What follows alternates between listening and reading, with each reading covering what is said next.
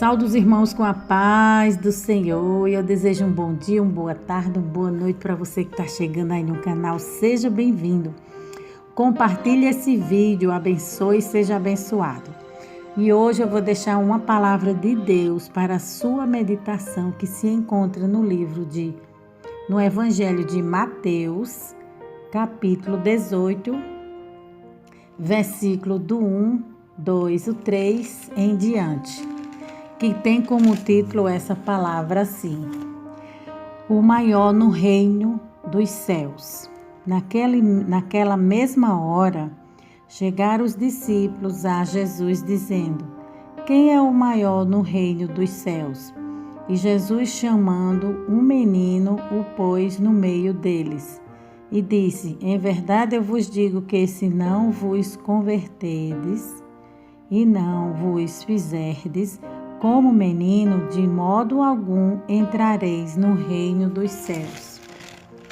Aí aqui, verso 10, fala assim: vede, não desprezei algum destes pequeninos, porque eu vos digo que os seus anjos nos céus sempre veem a face de meu Pai que está nos céus.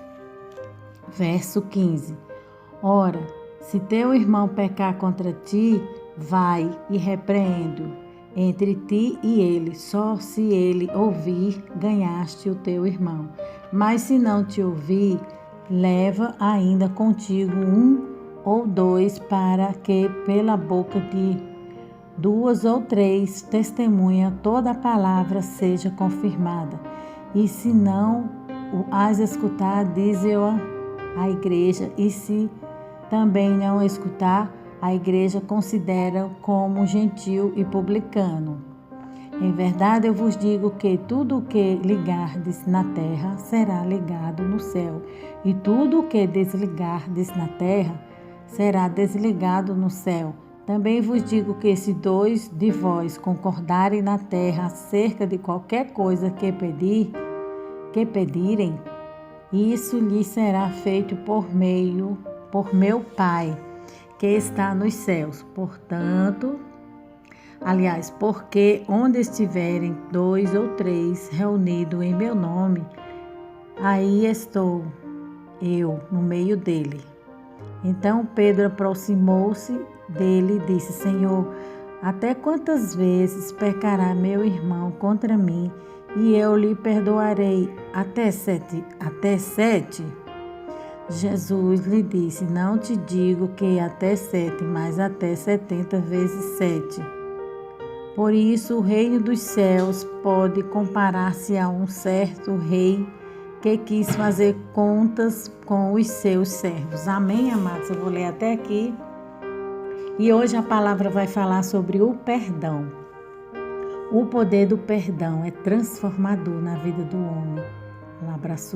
Lava o coração do homem, limpa, tira a sujeira e destrava no mundo espiritual as bênçãos que estão retidas.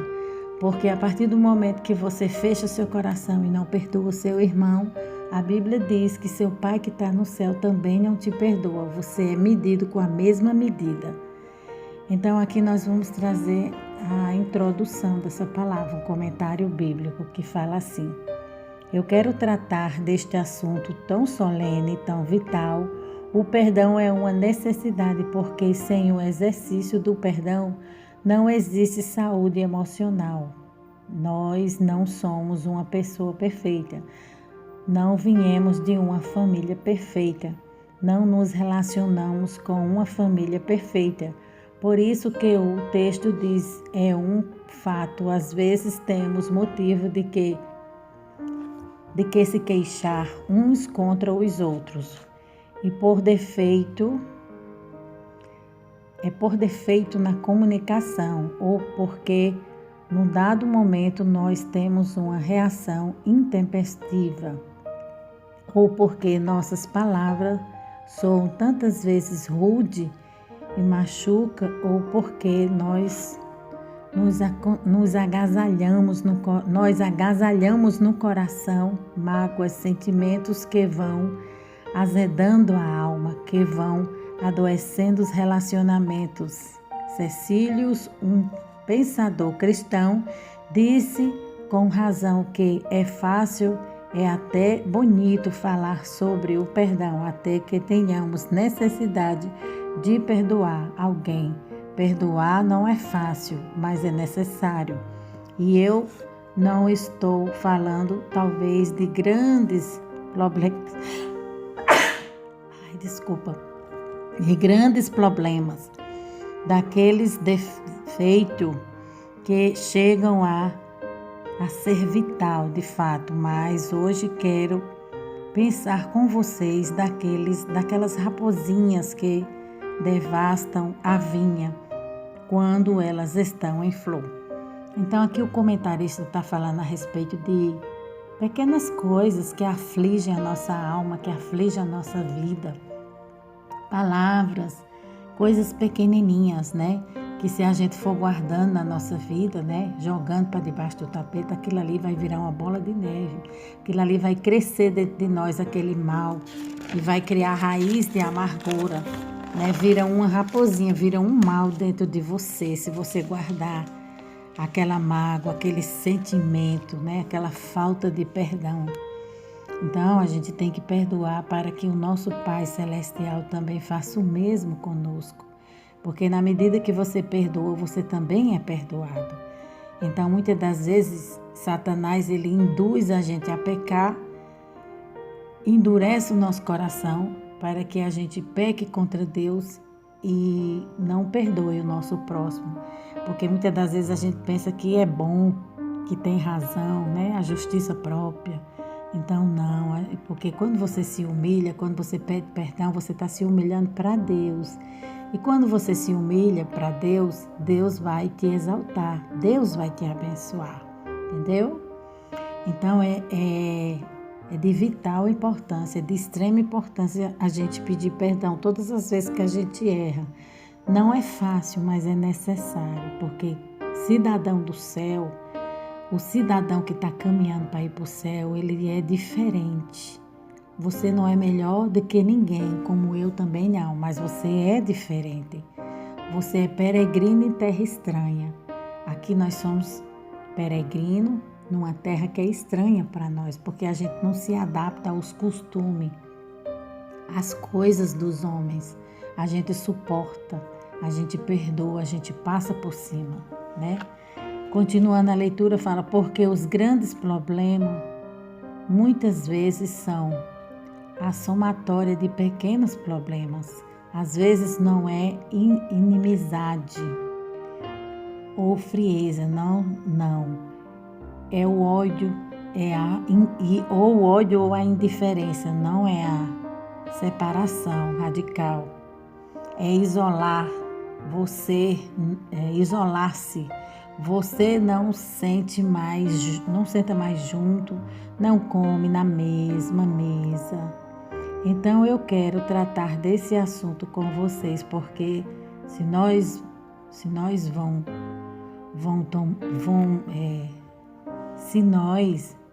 tomarmos em vão a palavra de Deus, né? O que é que a gente está fazendo de bom? O que é que a gente está fazendo de certo? Como é que a gente diz que é crente, é servo de Deus, se a gente não consegue amar, não consegue entender a indiferença do nosso próximo, que a Bíblia diz que o maior dom é o amor, né? O amor, ele é o maior, é o carro-chefe. Aí depois vem a fé e a esperança. Então a gente tem que ter amor. E quando a gente tem um amor de Deus derramado no nosso coração, a gente suporta, a gente perdoa. A gente faz como Jesus, tem misericórdia, tem compaixão, não julga, não aponta, porque fazer esse tipo de coisa, o mundo já se encarrega de fazer esse papel. O papel da igreja é acolher, abraçar e ter misericórdia. Então a gente não pode deixar a frieza entrar em nossos corações. Por isso que a gente tem que estar em constante oração, em contínua oração. Paulo adverte isso, né? Deus fala sobre isso também em Efésios, na palavra de Deus, que a oração ela tem que ser constante, né? Tem que ser sempre na vida do servo de Deus, no ônibus, em casa, no banheiro, aonde você estiver, a sua mente tem que estar conectada com Deus, né? Eu lembro que outrora eu fui assaltada por um bandido, um ladrão veio para me assaltar, mas eu estava conectada com Deus. Na medida que ele veio, eu acionei a minha fé no trono de Deus. Eu me liguei com Deus assim e repreendi ele, e aquele mal foi se afastando. E ali Deus me deu o livramento, porque quem anda com Deus anda seguro, está seguro. Então eu perdoei aquele ladrão, ele veio para me assaltar, me tirar a vida, eu não sei. Deus é quem sabe a intenção do coração dele, mas eu perdoei. Estou orando para que Deus salve a alma dele. Esse é o papel da igreja que vai morar no céu. Agora a igreja que vai ficar na terra, ela acusa, ela é fofoqueira, ela é mentirosa. Como está escrito em Apocalipse, existem várias igrejas. Porém, daquelas várias igrejas que existiam, só existia Filadélfia e outra lá. Só existia 2 igrejas que Deus amava muito e que estava na posição, né? É isso que Deus quer de nós, que a gente fique na posição, amando e perdoando e orando um pelos outros. Então eu quero tratar desse assunto com vocês, porque se nós não tomarmos a decisão de zerar a conta todo dia, né? Isso vai travando a nossa vida e isso pode adoecer o nosso casamento também. Isso vai gelando o relacionamento da nossa família. Isso vai impedindo a igreja de avançar com mais vigor, né? Então ele está falando aqui que o que adoece a igreja, o que adoece a vida do homem de Deus, da mulher de Deus ou de quem quer que seja, é raiz de amargura. É você guardar mágoa, aquele sentimento antigo, aquele mal que te fizeram há 10 anos atrás e você nunca esqueceu. Está guardando no seu coração até o dia de hoje. Está na hora de jogar essa bagagem fora. Coisa ruim, a gente não pode abastecer a nossa vida de coisa ruim, não. Deus quer que você coloque na sua vida coisas boas, porque você só tem saúde, né? Nos seus ossos, você só tem saúde física, saúde mental quando você guarda a palavra de Deus, o fruto do Espírito Santo. Davi falou que enquanto ele guardava aquele pecado que ele cometeu, os ossos dele apodreciam. Da mesma forma é a vida do homem, da mulher de Deus que guarda mágoa e sentimento no seu coração, sentimento ruim. Eu sei que não é fácil perdoar, mas é necessário. Pior foi os pecados que outrora eu e você cometeu e nosso Pai Celestial nos perdoou através de Jesus, mandando Jesus como mediador entre Deus e os homens. Você só deve adorar Jesus. Nós, como cristãos, só adoramos a Jesus porque Ele é o nosso mediador, nosso Salvador. É Ele quem nos leva a Deus. Não é imagem, não é escultura, não é deuses estranhos, foto, espiritismo, religião. Nada disso leva o homem a Deus. O que leva o homem a Deus se chama Jesus. Jesus é o caminho, a verdade e a vida. Ninguém vai ao Pai senão por Ele. E como é que a gente conhece Jesus? Como é que se achega a Jesus? Através da sua palavra, ouvindo a palavra de Deus e deixando ela como água doce limpar teu coração, limpar tua alma, limpar tua mente. Ela vai descendo e vai limpando. À medida que você vai se alimentando da palavra de Deus, ela vai te transformando por dentro, vai te moldando, né? Vai te fazendo você, ela vai te fazendo você ficar parecido com Deus, se achegar mais para Deus, sentir desejo de buscar o Senhor. Quem gera essa fome de Deus dentro de nós é a palavra de Deus. E aqui ele vai contar uma história. Certa feita eu estava pregando em uma igreja e o pastor daquela igreja era um grande pregador e ele no domingo de manhã, antes de ir para a igreja, era uma conferência daquela comunidade. Me falava de que os resultados que ele estava conhecendo não era o que ele esperava, né? Aqui ele está falando. E ele não sabia identificar o porquê. E naquela manhã, enquanto estavam pregando, já no final da mensagem, um fato inusitado aconteceu, que quase nos chocou profundamente. Duas mulheres da igreja, uma sentada à frente da outra, que estava sentada atrás, e olhavam na direção ambas. Saíram de onde estavam e correram em direção à outra, num corredor central. E se abraçaram e choraram. Ele está contando aqui um fato, né, que aconteceu na igreja, uma história verídica, verdadeira, de duas irmãs que estavam magoadas, uma com a outra, na igreja grande, central. Você já imaginou isso? Né?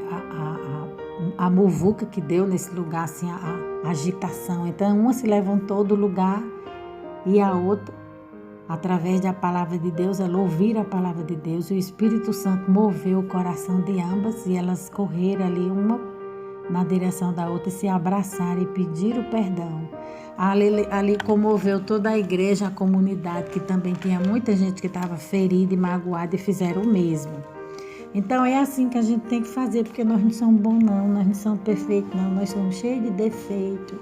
É o Senhor que é bom, o Senhor que tem misericórdia e nos escolhe para uma tarefa muitas das vezes tão dura, tão difícil, que é pregar a palavra de Deus, e viver ela é mais difícil ainda, é desafiador, mas é necessário. Todos os dias a gente tem que se examinar, olhar para nós, ver onde está o defeito, ver a causa, ver o que está nos prejudicando, colocar nos pés do Senhor Jesus e pedir a Ele para ter misericórdia de nós. Se você tem alguma mágoa, algum ressentimento guardado lá no seu coraçãozinho, hoje dobra seu joelho dentro do seu quarto e peça a Jesus para tirar isso dentro de você, porque isso vai te impedir de entrar no céu. Isso aí é um impedimento, porque a Bíblia diz que em todo tempo sejam alvas tuas vestes e nunca falta o óleo na tua cabeça. Fala de santidade. Vestes limpo e coração puro. Quem verá a Deus? Quem tem o coração puro e as mãos limpas. Então, assim é a nossa vida diante do Senhor. Todo dia a gente tem que se limpar. Todo dia sempre salpica alguma sujeirinha em cima de nós. E o Espírito Santo, ele está ali para nos defender, ele está ali para nos proteger, ele está ali como uma barreira, formando uma barreira ali de proteção, para que aqueles pingos que são os pecados, são a sujeira, não manche as suas vestes espirituais.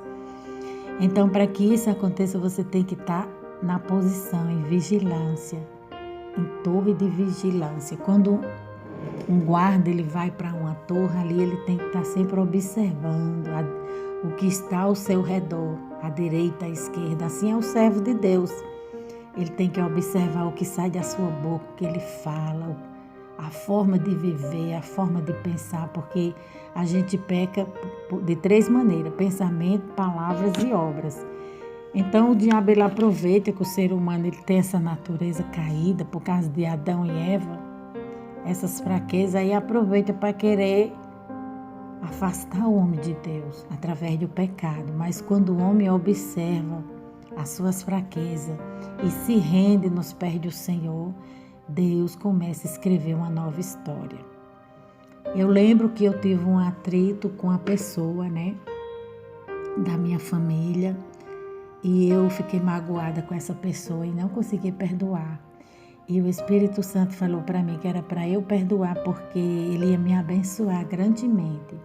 A minha vida estava travada materialmente por falta de um perdão. Quando eu fui até essa pessoa que tinha me magoado muito demais com palavras, eu pedi perdão para essa pessoa, né? Depois eu me afastei, porque quando você se relaciona com a pessoa e aquela pessoa só fica te magoando, você não é obrigado a estar perto dela. Você pede perdão, se reconcilia e segue a tua vida. E ela segue a dela, mas em paz, né? Como Jacó fez. Jacó se reconciliou com o irmão dele, mas ambos seguiram o seu caminho, a sua estrada em paz. Então assim eu fiz. Eu me reconciliei com essa pessoa e pedi perdão para os dois.